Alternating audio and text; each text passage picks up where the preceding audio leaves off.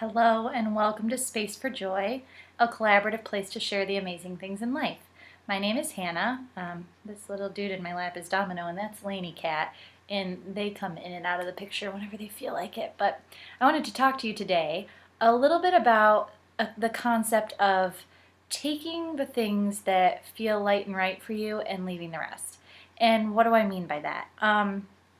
So I am someone who over my life has been a reader of self-help books, an attender of conferences, a seeker of the best websites and videos and resources to bring more joy and happiness and peace into my world. And it's just been, even since I was very young, something that has been important to me and been very central in my world. And the thing that I've run into with that is that you start reading so many things and so many different trains of thought and so many different procedures and processes and options. It can get a little bit overwhelming, to be perfectly frank. And for me anyway, I am a perfectionist and I wanted to do everything right because you can't say that you tried it unless you did it right. So I'm like, okay, not only am I going to read this person's book, but I'm going to read all their books and I'm going to look at all their videos and I'm going to, follow this to a T and see where that gets me. And where it got me, especially when I was doing this with like several different, I don't know, schools of thought or several different types of things I was learning about at one time, is it had me running around like a chicken with my head cut off.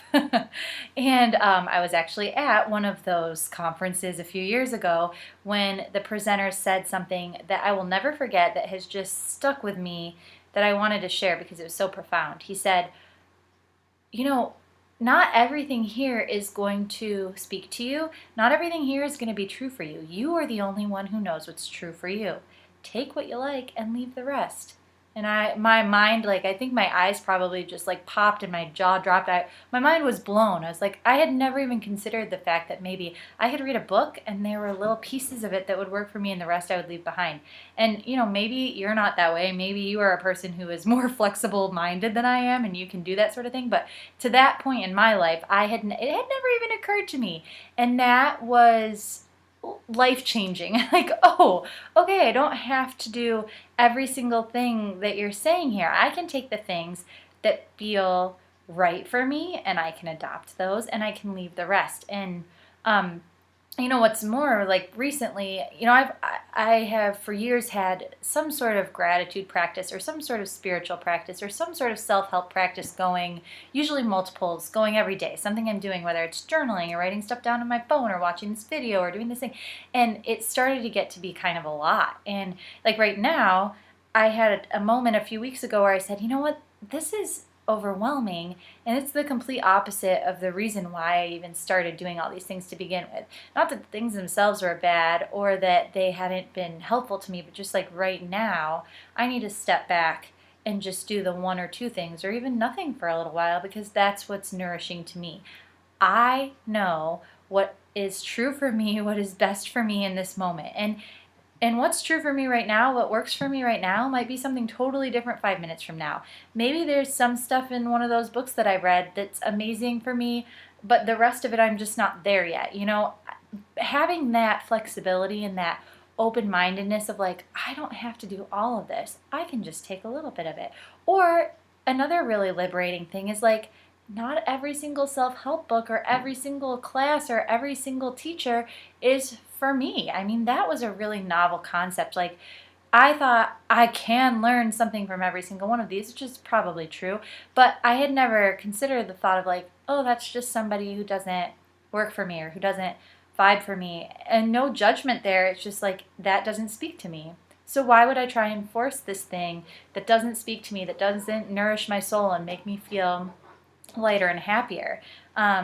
So the question I ask myself, and this, the whole questioning thing, when I talk about asking questions, I have, again, learned a lot about a lot of different methodologies and a lot of different things over the years, but this is a access consciousness based practice of asking questions. But the question I always ask myself is this true for me? And if something's true, typically I feel lighter and happier and open and haha, lovely.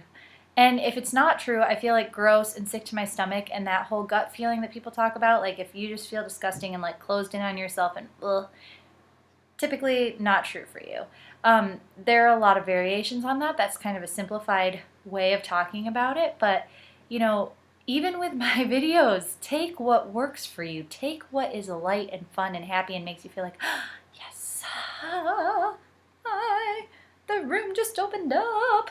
And if something feels like, oh, gross, I can't even listen to her anymore, maybe that's a thing that you're not going to adopt and not going to take as your own. So, see if applying that practice in your life, try it. Like with everything that I say, this has been my experience. Try it before you buy it. Try it before you adopt it into your world, and see if it makes things any easier to say, like, is this true for me? Is this light for me? Is this something that feels good for me? If not, I don't even need to go there. Maybe I'm going to go this other direction. So I'd love to hear from you if this is something that you've been doing in your life, if this is something that resonated with you and you love.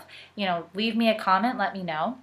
Also, if you haven't been on Space for Joy yet, there is a place that you can go to share pictures of beautiful things in your world that have brought you joy, or little stories, anecdotes, anything that you'd like to share about what's joyful in your world, and you can see what others have shared, and it's spaceforjoy.com. And otherwise, I'm so glad you dropped by, and I hope that this was of value to you, and I hope to see you next time.